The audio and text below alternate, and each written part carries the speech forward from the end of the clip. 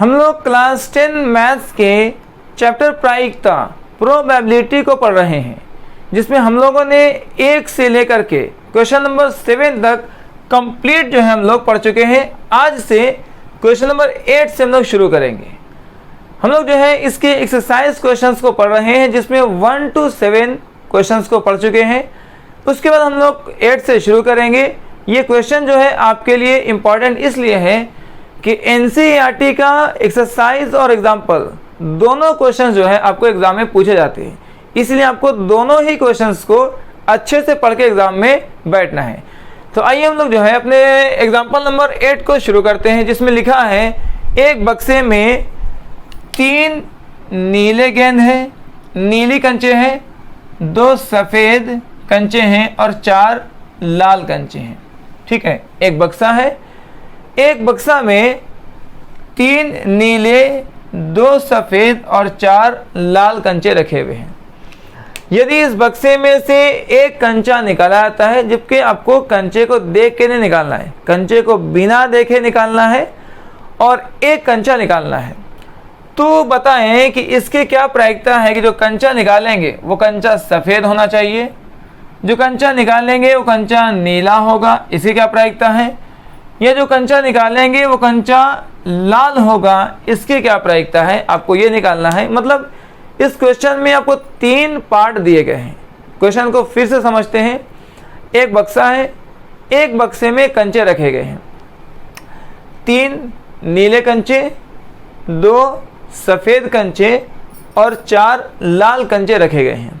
ठीक है, उस बक्से में से एक कंचा को निकालना है, जबकि कंचा देख के नहीं निकाला जाएगा, बिना देखे एक कंचा आप निकालेंगे। तो बताएं इसकी प्रायिकता क्या है कि जो कंचा निकालेंगे वो कंचा सफ़ेद कलर का होगा, ये इसके फर्स्ट पार्ट है। वो कंचा निकालेंगे वो कंचा नीला होगा, या जो कंचा निकालेंगे वो कंचा लाल होगा, इसकी प्रायिकता ज्ञात करनी है। तो आइए हम लोग इसको 1 by 1 करके तीनों पार्ट को सॉल्व करते हैं। सबसे पहले आप जो है इसके फर्स्ट पार्ट में कुल संभावना बताएंगे, कुल संभावना है कितना। तो देखिए बक्से में कुल कंचे है कितने, वो है आपका कुल संभावना, क्योंकि जितने कंचे रखे होंगे आप उन्हीं में से कोई ना कोई एक कंचा निकालेंगे। जाहिर सी बात है, आपको बक्से में से कंचा निकालना है, तो बक्सा में टोटल कंचे जितने होंगे उसी में से कोई ना कोई एक कंचा आप निकालेंगे, तो टोटल कंचों की संख्या ही आपका कुल संभावना हो जाएगा। तो 3 जो है नीले वाले हैं, 2 सफ़ेद हैं तो 5 हो गए, और 4 जो है लाल हैं, तो 5 4 9 हो गए। मतलब 9 कंचे बक्से में रखे गए हैं, इन्हीं 9 कंचों में से कोई ना कोई एक कंचा आप निकाल रहे होंगे, 9 कंचों में से ही कोई ना कोई एक कंचा निकालेंगे।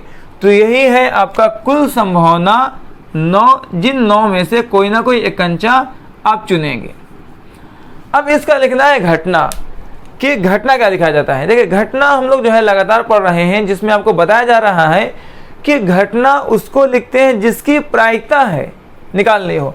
आपको निकाला गया कंचा कैसा होना चाहिए, सफ़ेद, तो आप लिखेंगे निकाला गया कंचा सफ़ेद होना, निकाला गया कंचा सफ़ेद होना, ये आपका घटना बन जाएगा।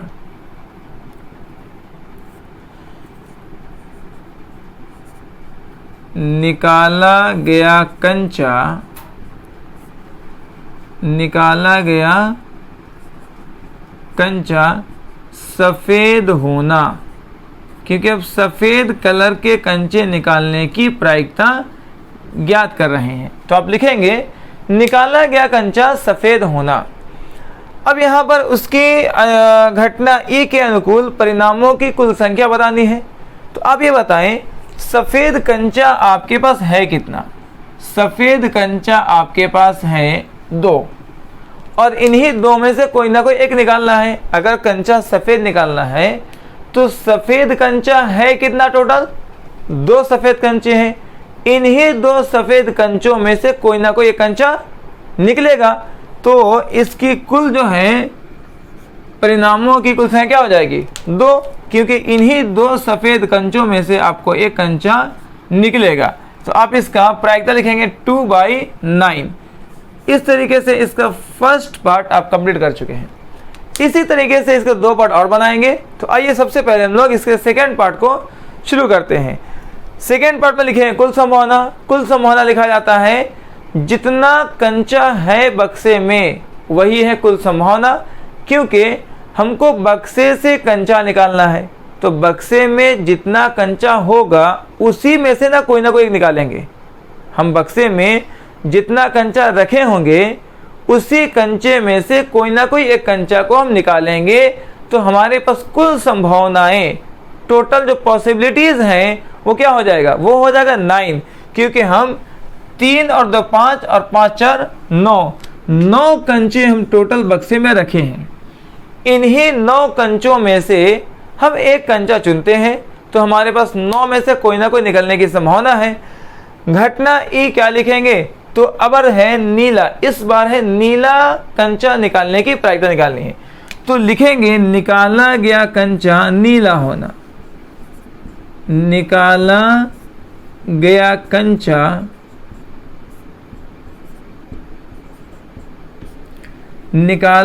कंचा क्या होना, नीला होना। निकाला गया कंचा नीला होना। अब बता नीला कंचा निकलने की संभावना कितनी है। अब देखेंगे नीला कंचा उस बक्से में था कितना, तो नीला कंचा उस बक्से में है 3 कंचे नीले हैं जो बक्से में रखे गए हैं। तो इन्हीं तीनों में से कोई एक कंचा निकलेगा, क्योंकि बक्से में जितने नीले कंचे होंगे उन्हीं में से कोई एक कंचा निकलेगा आपका। अगर नीला निकल रहा है तो 3 है आपका कुल संभावना, यहाँ पर 3। अब इसका प्रायिकता क्या निकालेंगे, तो 3/9 कर देंगे। ये 3 से कटेगा, 3 एकम 3, 3 तिहाई 9। इस तरीके से हम लोग इसके 2 पार्ट को सॉल्व कर चुके हैं। अब इसका स्क्रीनशॉट कर लीजिए, फिर हम लोग इसके तीसरे पार्ट को भी सॉल्व करेंगे।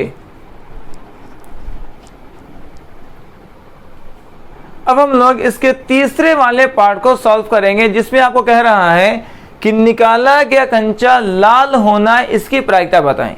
अभी तक हम लोगों ने ज्ञात किया है निकाला गया कंचा सफ़ेद होना, निकाला गया कंचा नीला होना, ये हम दोनों निकाल चुके हैं। अब निकालेंगे निकाला गया कंचा लाल होना। तो सेम इसको उसी तरीके से बनाएंगे जैसा कि पिछले 2 क्वेश्चन को बनाए थे। इसमें कुल संभावना 9 होगा, क्योंकि 9 कंचों में से ही कोई एक कंचा निकालेंगे। 9 कंचे बक्से में है, उसी 9 में से कोई एक कंचा निकाला जाएगा। तो इसीलिए कुल संभावना 9 है। घटाई क्या निकालेंगे, निकाला गया कंचा लाल होना। आप लिखेंगे निकाला गया कंचा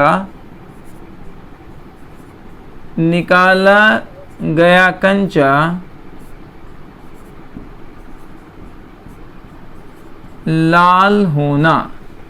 निकाला गया कंचा लाल होना, क्योंकि हम लाल कंचा निकालने की ही प्रायिकता निकाल रहे हैं। अब देखना यह है कि इसके अनुकूल परिणामों की कुल संख्या क्या हो जाएगी। तो इसके लिए आपको देखना है कि लाल कलर के कंचे बक्से में कितना था। तो 4 लाल कंचे थे और इन्हीं 4 कंचों में से कोई एक लाल कंचा निकलेगा, क्योंकि टोटल जो कंचे वो 9 है। 9 में से अगर लाल कलर का कंचा हमको निकालना है, 9 में से लाल कलर का कंचा निकालना है, तो कौन वाला लाल निकलेगा ये हमको नहीं पता। जबकि 4 लाल कंचे हैं, इन्हीं चारों में से कोई एक निकल सकता है। तो हमारे पास जो ई के अनुकूल परिणामों की कुल संख्या हो जाएगी वो हो जाएगी आपको 4, क्योंकि 4 ही में से कोई एक रेड कलर का कंचा निकलेगा। तो आपका प्रायिकता हो जाएगा 4/9। 4/9। तो इस तरीके से हम लोग जो है अपने क्वेश्चन नंबर 8 के पार्ट 3 को भी सॉल्व कर चुके हैं। अब इसका स्क्रीनशॉट कर लीजिए, फिर हम लोग अब क्वेश्चन नंबर 10 सॉल्व करेंगे। अब इसका स्क्रीनशॉट कर लीजिए।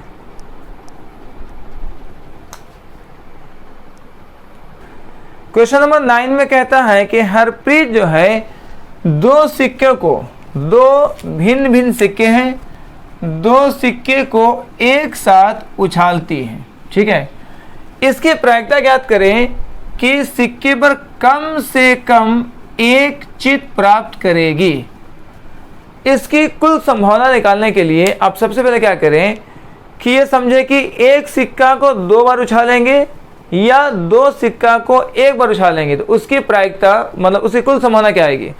जैसा कि आपको इंट्रो वाले क्लास में बताया गया था कि अगर एक सिक्के को 2 बार उछालते हैं या 2 सिक्के को 1 बार उछालते हैं, दोनों का संभावना सेम सेम बनेगा। तो आइए सबसे पहले हम लोग उसी को समझते हैं कि एक सिक्का को 2 बार उछालेंगे या 2 सिक्के को 1 बार उछालेंगे तो उसका कुल संभावना कैसे लिखा जाएगा।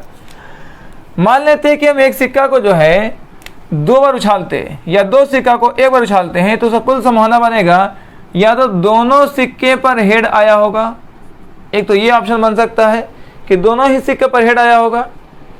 ऐसा हो सकता है किसी एक सिक्के पर पहले वाले पर हेड आया हो, दूसरे वाले पर टेल आया होगा, ऐसा भी हो सकता है। ऐसा भी हो सकता है कि पहले वाले पर टेल आया हो, सेकंड वाले पर हेड आया हो, ये भी ऑप्शन हो सकता है। या ये भी हो सकता है कि दोनों ही सिक्के पर टेल आया हो।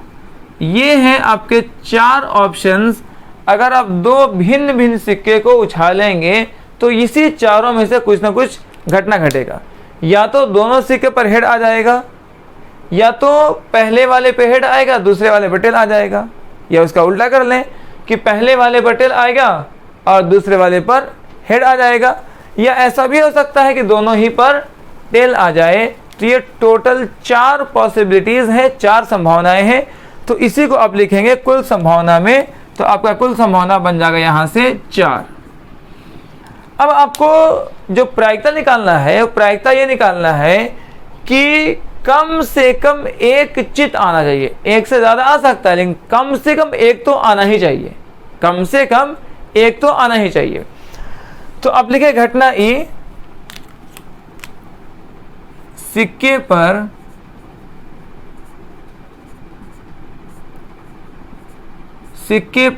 कम से कम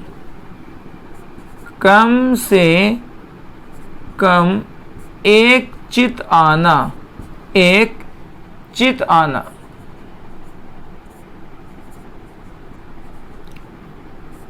ठीक है। मतलब कह रहा है कि जो सिक्का उछालेंगे कम से कम एक चित तो आना ही चाहिए, मतलब दोनों पट नहीं होना चाहिए, ये निकालना है। दोनों पट नहीं होना चाहिए। तो देखिए दोनों पट आपके पास सिर्फ एक बार है, ये है दोनों पट। इसके अलावा जो हम आपको 3 और अदर ऑप्शंस बताए हैं उसमें एक ना एक चित तो कंफर्म है। इसमें सेकेंड बार चित है, इसमें फर्स्ट ही में चित है और इसमें दोनों ही चित है। तो चित तो है, कम से कम एक का मतलब ये होता है कि एक तो होना ही चाहिए। अगर एक से ज़्यादा हो तो भी ठीक है, लेकिन दोनों पट नहीं होना चाहिए, ठीक है ना। ये कहना चाह रहा है कि सिक्के पर कम से कम एक चित होने का मतलब ये है कि एक बार तो चित होना ही चाहिए, कम से कम। हाँ, एक से ज़्यादा भी हो सकता है। हाँ, दोनों बार पट नहीं होना चाहिए। तो दोनों बार पट जो है पटेल 2 बार आया यहाँ पर, तो इसमें चित 1 बार भी नहीं आया है।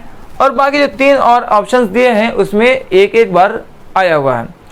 तो इस तरीके से आपको ये और ये 3 ऐसे ऑप्शंस हैं जिसमें कम से कम एक बार चित आया है। तो आप यहाँ पर लिख देंगे 3 और इसकी कुल प्रायिकता हो जाएगी 3/4। इस तरीके से हम लोग क्वेश्चन नंबर 9 को सॉल्व कर चुके हैं। अब इसका स्क्रीनशॉट कर लीजिए, फिर हम लोग नेक्स्ट क्वेश्चन को सॉल्व करेंगे।